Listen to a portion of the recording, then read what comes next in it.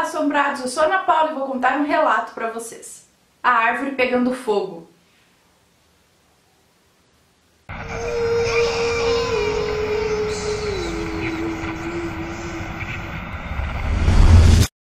Histórias assombradas. O moço que nos conta esse relato bizarro diz que isso aconteceu com ele há alguns anos atrás, no município de Exu, Pernambuco, terra natal de Luiz Gonzaga.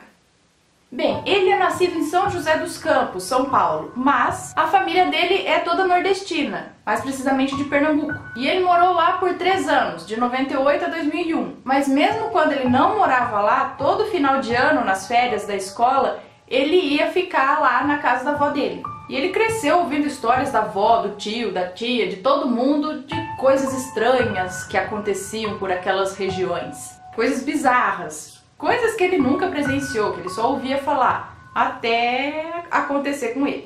Os avós maternos dele eram divorciados há anos. E quando eles se divorciaram, o avô dele comprou um sítio para a avó dele. Então a avó dele ficou no sítio Viração e o avô dele no outro sítio, sítio do Barracão. Ou seja, o avô e a avó moravam em lugares diferentes. Então sempre que ele ia para Pernambuco, ele deixava as coisas dele no sítio da avó dele, na casa da avó. Mas sempre ia visitar o avô. Mas passava a maior parte do tempo no sítio da avó. Mas sempre que estava perto do dia para ele voltar para São Paulo, geralmente um dia antes, ele sempre passava na casa do vô dele para dar um tchau e para pedir a bênção do vô. Porque isso é costume de lá. E caso ele fosse embora sem pedir a bênção do avô, ele ia ficar muito chateado com isso. Então, para você ir do sítio da avó dele pro sítio do avô, você tem que passar por uma estrada que corta um outro sítio. E existem várias histórias a respeito dessa estrada. Muitas pessoas já disseram ter visto vultos, ouvido coisas e visto coisas muito bizarras por lá. Sensação de ter alguém te seguindo, almas penadas passando pela cerca, bolas de fogo e por aí vai. Ele ia embora no dia seguinte para São Paulo e dessa vez ele resolveu fazer diferente.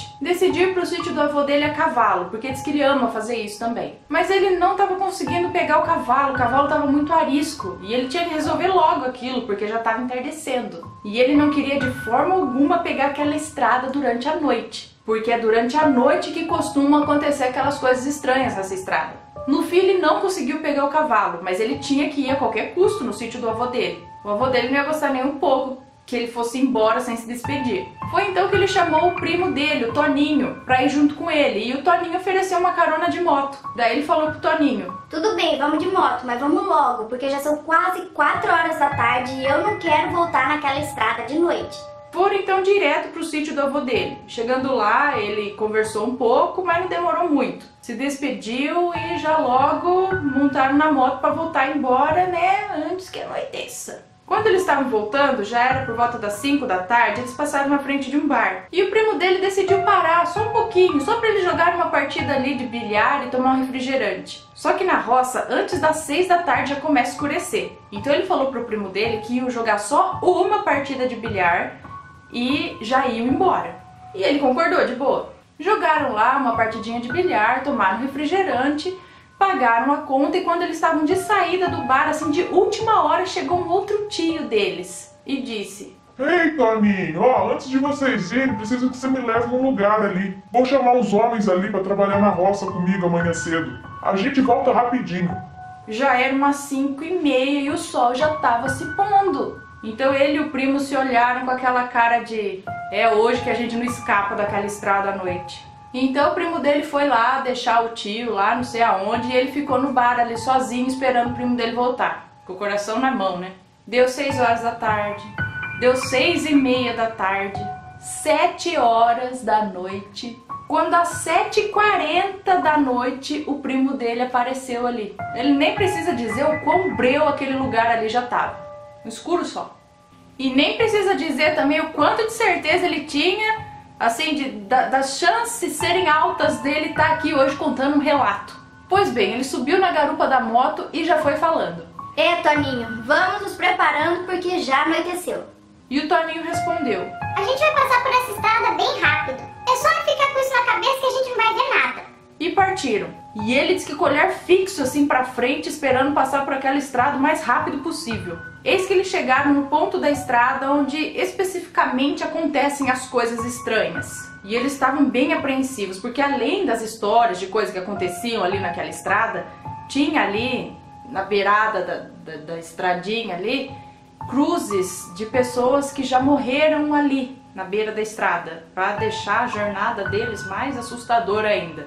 Eles não tinham nada a favor ali deles naquela estrada, a não ser a lua cheia, que iluminava bem o local. Com aquela lua, até que estava bem claro, dava para ver tudo muito bem. E lá estavam eles passando por um ponto específico, depois que eles já tinham passado aquelas cruzes na beira da estrada, quando de repente a visão panorâmica dele aqui começou a incomodá-lo. Algo bem iluminado estava chamando a atenção dele aqui do lado direito. Quando ele olhou para o lado direito dele, dentro de uma propriedade particular, atrás da cerca de arame farpado, ele viu uma macaubeira, que é uma espécie de coqueiro, palmeira, assim, com um de seus galhos pegando fogo. Até aí tudo bem, mas aí ele parou para fazer uma rápida análise ali. Não havia moitas naquele lugar, nem arbustos onde estava a macaubeira. Era um campo plano. Ou seja, se tivesse alguém de gracinha lá que tivesse colocado fogo, alguma coisa na árvore, eles já teriam visto, considerando que a lua também estava clareando o local, então era possível enxergar. Depois, a árvore não pega fogo de cima para baixo, a não ser que caia um raio nela, que não foi o caso. Não havia marca alguma de queimado no caule da árvore, no pasto ou em qualquer outro lugar, a não ser naquele único galho ali que pegava fogo. Mas a história começa a ficar interessante agora. Logo em seguida, quando ele se deu conta da real situação, ele cutucou o primo dele. Toninho, é impressão minha ou aquela árvore tá pegando fogo? Não, Rômulo, não olha pra ela. Toninho, sério, olha lá. A árvore tá pegando fogo, cara. Pô, olha, se na hora que eu for contar essa história pra família, eles vão achar que eu tô louco, que foi só eu que vi. O primo dele, então, com as mãos trêmulas no guidão da moto, deu uma olhada rápida assim pra direita e disse: Cara, mas tá pegando fogo mesmo. Assim que ele disse isso, um dos outros galhos da macaubeira que não estava pegando fogo, deu um estalo e começou a pegar fogo. Do nada! Quando o primo dele viu aquilo, ele acelerou a moto mais ainda, mas ao mesmo tempo com cuidado, porque a estrada ali tinha areia e essas coisas assim, eles podiam cair, afinal, eles estavam numa CG Titan, que é assim, uma estrada de terra, né, tem que tomar cuidado. Não tinha muita estabilidade, eles podiam cair ali naquela estrada, aí piorou de vez, né? Foi quando, no exato momento que eles decidiram sair de lá de uma vez, a moto começou a falhar. A moto começou a falhar do nada. Foi daí que eles perceberam que o negócio era mais sério do que eles imaginavam. Porque até o momento que a árvore explodiu, eles estavam meio que rindo, né? Tipo, oi cara, que louco, a árvore tá pegando fogo. Mas pararam rapidinho na hora que a moto começou a falhar. Aí diz que ele pensou, pronto, agora só falta aparecer alguma coisa no meio da estrada, vestido de branco, vindo na nossa direção pra pegar a gente. Quando a moto recuperou o fôlego, o primo dele engatou a moto ali e saíram o mais rápido possível daquela estrada. O medo e a ansiedade de sair daquela estrada era tanto que parecia que aquela estrada não tinha fim, que eles nunca iam conseguir sair dali. Quando finalmente saíram da estrada, eles não deram uma palavra até chegar no sítio da avó dele. Chegando lá, tinha um dos tios dele sentado lá na frente da casa conversando. E diz que ele chegou todo tremendo, contando pro tio dele o que tinha acabado de acontecer com ele e com o primo. E a primeira reação do tio dele, é claro, foi rir bastante da cara dos dois. Mas depois de muito rirem, eles ficaram sérios e falaram: a gente tá aqui rindo, mas aquela estrada é mesmo complicada. Não é bom ficar passando lá de noite, não. Muitas coisas acontecem lá.